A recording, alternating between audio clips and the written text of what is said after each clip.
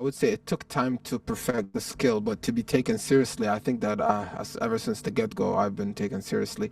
I feel like music does not have, let's say, a race or gender or anything like that. You know what I'm saying? It's just something everybody listens to. We can start with your performance in Dubai.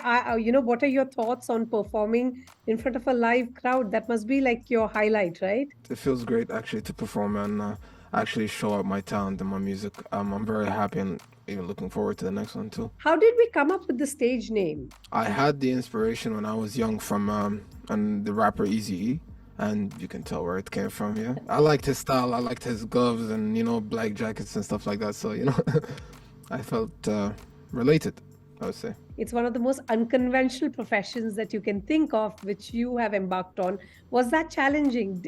Did it take you time to be taken seriously? I would say it took time to perfect the skill, but to be taken seriously, I think that ever since the get-go, I've been taken seriously.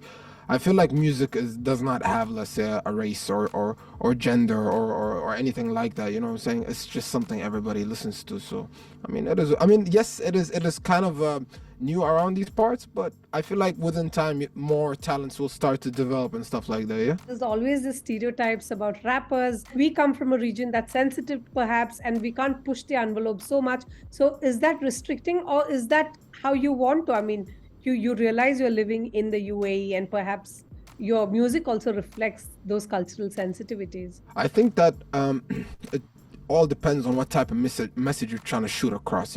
If your message has, I say, like you say, profanity or whatever it is, then I don't think you'll be able to last anyways anywhere in the world, not only the Middle East. I feel like if you have a positive message that you're trying to deliver, a story, an inspiration for younger people, the youth or whatnot, then it becomes a different goal and a different mission. So and then it becomes like, hey, the country or wherever I'm from is not the problem anymore. It's like, hey, this is not like, the boundaries. Because ever since I've entered, everybody has been very supportive of me, including my country. So I haven't had any ups and downs. So, because then again, my message is positive. So that's what it is. What are the biggest misconceptions surrounding rap, and how do you hope your work will shatter it? I think that then again, it all goes back to the last question you asked me is that, kind of you look at it as, yo, rap has profanity and it's vulgar and whatnot. And I think that maybe that's the message that I'm trying to convey is that not all rap is like that. And then again, not all music is like that. And I would like to introduce my music as not rap, but as just music,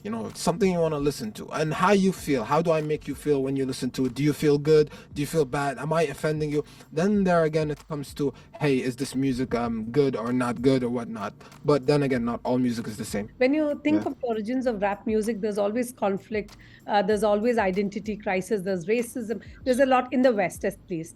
When Yes. it comes to this region, what are the central themes that you like to weave into your songs and your work? For me, my message entirely.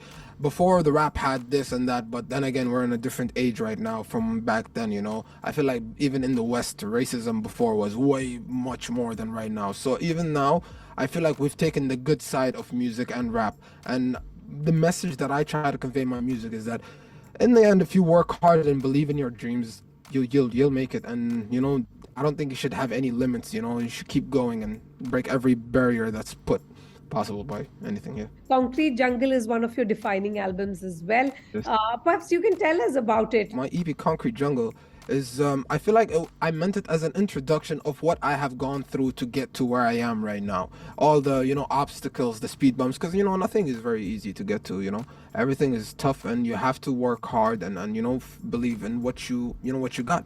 So I think Concrete Jungle is that message of me. Hey, I had to go to 1, 2, 3, 4, 5 and necessary to get to where I am, and that is my EP, the introduction of EZOW. What kind of struggles are we looking at, Izo? Music generally, like you said, is a new thing that's happening around us. Maybe that could be called struggle. Not that everybody was, let's say, hating or none of that. It's more of trying to open a new path or a new door. I think that's considered struggle for me, or having to build something out of nothing, or trying to dig on concrete is a tough thing.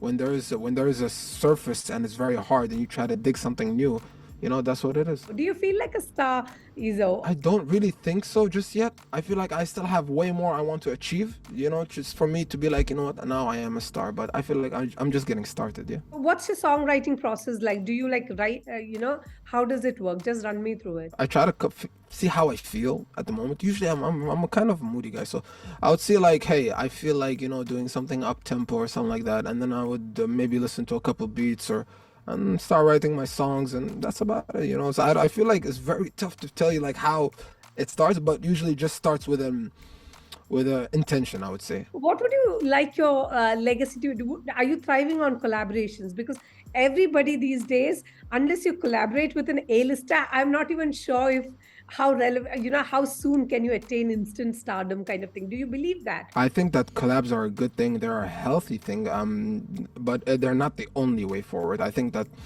they're necessary. Sure, they're good. I would love to collaborate with other people. For example, people that are also trying to shine or people that are also trying to go big. But if I want to believe that, hey, I have to do it with somebody that's already big for me to get big, I don't believe in that. I'm sorry. Out of all the songs that you wrote and performed, what would you say was like challenging one that you are not sure if it works, but it did, etc.? Which one would it be and why? Probably be Celebrate. I released Celebrate not too long ago. I think Celebrate for me is just it had a different message of, yo, I need to take a break. That's what I'm saying. But I guess the Capricorns don't take a break. So for me, I was not sure about, should I put this one out, should I not? I had the back and forth talk with my manager, should we put this out? But yeah, we did, and I'm glad everybody liked it. What do you think of the Dubai fans of yours or the UAE fans?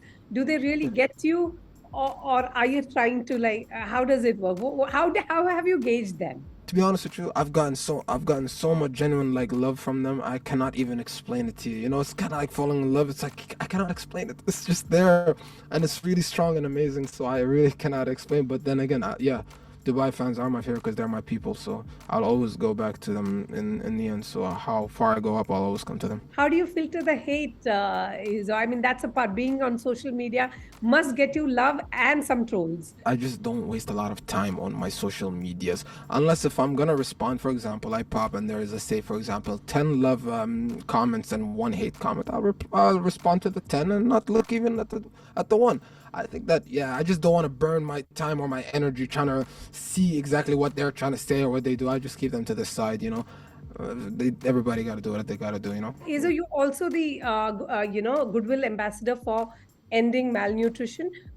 Is that your way of paying it forward? If I wanted to just make music, then it will be a message, like I said, but trying to fight corruption and diseases and hunger and all world hunger is really, I feel like a goal that I would really love to achieve. But it's not easy, like they say. But hopefully by the upcoming years we would be able to spread as much awareness and maybe spread peace around the world. We're also trying to spread positivity. It's not just about music, it's just also trying to make the world better. I'm excited to perform at Coca-Cola Arenas.